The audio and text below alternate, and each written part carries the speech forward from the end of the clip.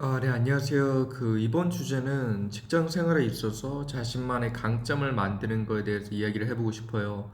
그래서 보통 저희가 이제 인터뷰를 들어가거나 하면은 제일 흔히 듣는 질문 중 하나가 What is your greatest strength? 당신만의 강점은 무엇인가요? 이게 제가 뭐 취직을 하면서 또 이직을 하면서 가장 많이 들었던 질문이었던 것 같습니다. 근데 보통 20대 초반이나 아니면 첫 취직을 할 때는 제 생각에는 여기서는 딱히 대답할 수 있는 게 많지가 않아요. 그래서 약간 저는 남들보다 뭐 좀 더 열심히 합니다.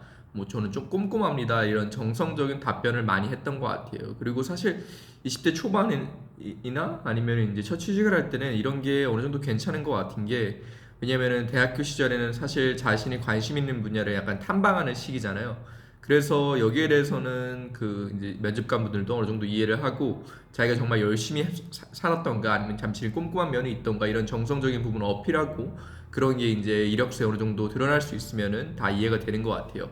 그래서 저도 제가 했던 말은 저는 항상 얘기했던 게 저는 남들보다 약간 반보 정도 더 빠른 것 같습니다라고 답변을 했어요. 그래서 제가 어렸을 때부터 대학교 저학년 때부터 인턴한 것을 보여주면서 제가 막 엄청 모든 속도가 빠른 편이 아니기 때문에 남들보다 반보 좀 더 일찍 시작해가지고 모든 걸 하려고 했다 이런 식으로 이제 어느 정도 풀어 나갔던 것 같아요. 근데 제가 이제 몇 년 동안 사회생활을 좀 하고 이제 회사에서 몇 년 다니다 보니까 그래도 제 약간 저만의 강점이 별로 없는 것 같더라고요. 그래서 이제 사실 뭐 30대 중반까지 돼가지고 저희 강점이 무엇인가 했을 때, 저희 강점은 남들보다 좀 더 열심히 하는 겁니다라고 생각했을 때, 이거는 좀 약간, 아니다라는 생각이 드는 것 같은 거예요. 그래서 약간 남들보다 열심히 하고 뭐 꼼꼼하고 이런 정성적인 부분 말고 나만의 진짜 강점이 있었으면 좋겠다라고 생각했어요. 그래서 제가 사실 20대 중반에 무슨 생각했냐면은, 내가 약간 내 인생이 어느 정도 기구하다? 약간 이런 생각을 했던 게 저는 사실 제가 있던 산업은 정말 치열했던 사람이기 때문에 다들 하나만의 강점이 있었던 것 같아요. 근데 제 강점은 제가 인터뷰에서 들어갔을 때 남들보다 반보 빠르고 뭐 결론적으로 얘기해서 좀 남들보다 좀 성실한 거겠죠. 근데 제가 약간 노력 원툴로 살아보다 보니까 이게 노력이 뒷받침되지 않으면은 노력이 멈추는 순간 저의 경쟁력이 내려가게 되고 또 노력하는 걸 되게 좋아하는 보통 사수들은 정말 약간 꼰대일 가능성이 되게 높아요.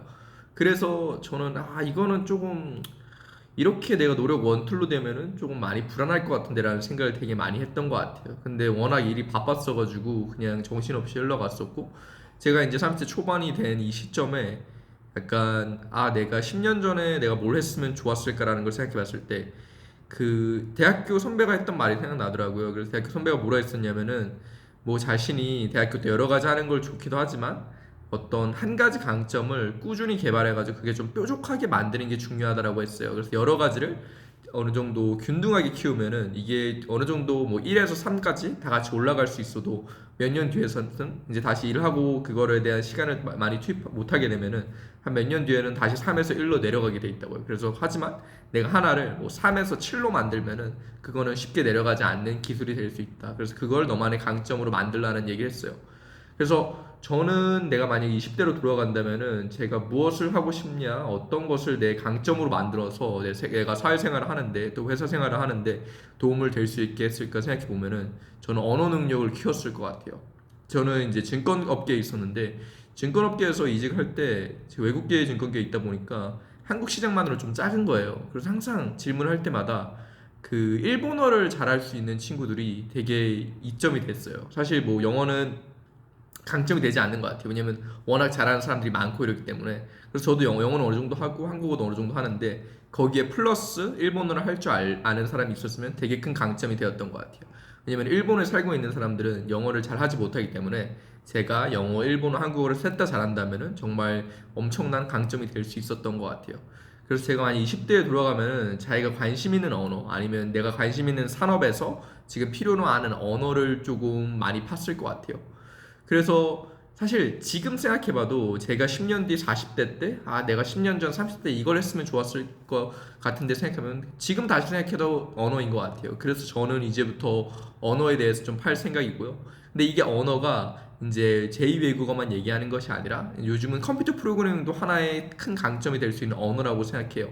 왜냐면 그런 것도 뭐 C 언어, 파이썬 모두 다 언어잖아요. 그래서 자신의 일을 효율적으로 만들어줄 수 있는 언어라고 생각하기 때문에 요즘에 있어서는 뭐 제2의 국어 아니면 프로그래밍 언어를 배워서 요즘 또 그 AI가 많이 발전됐고 챗 GPT 같은 걸 통해서 자신이 배울 수 투입하는 노력을 좀 더 덜 하더라도 어느 정도 실력을 기하급수적으로 높일 수 있는 이제 특히 이제 프로그래밍 언어는 많이 발전되어 있다고 생각하기 때문에 저는 이 두 가지를 개발할 것 같고, 그리고 제가 여기서 만약에 개발한다 했을 때는 뭐 내가 어느 정도 할 줄 알아 이 정도가 아니라 제가 뭐 안녕하세요 뭐 밥 잘 먹었습니다 뭐 주문시키세요 뭐 주문시킬 수 있어 일본 가서 이런 게 아니라 아예 완벽하게 업무에 사용할 수 있고 그거를 내가 업무를 쓰는 데 있어서 어느 정도 플러스 알파를 가져올 수 있을 만큼 가져오는 게 강점이라고 생각합니다. 그래서 이제 새해가 됐는데 여러분들도 이제 생각을 해보면서 지금 바쁘면 일단은 일을 열심히 하시는데 노력을 하시고 어느 정도 짬이 생겼다 이러면은 자기가 지금 현재 가지고 있는 강점은 무엇인지, 그리고 이제 내가 추가적으로 좀 갈고 닦고 싶은 강점은 무엇인지 생각해보고 이제 다 같이 저와 함께 좀 가꿀 수 있는 올해가 되었으면 좋겠습니다. 예, 긴 얘기 들어주셔서 감사합니다.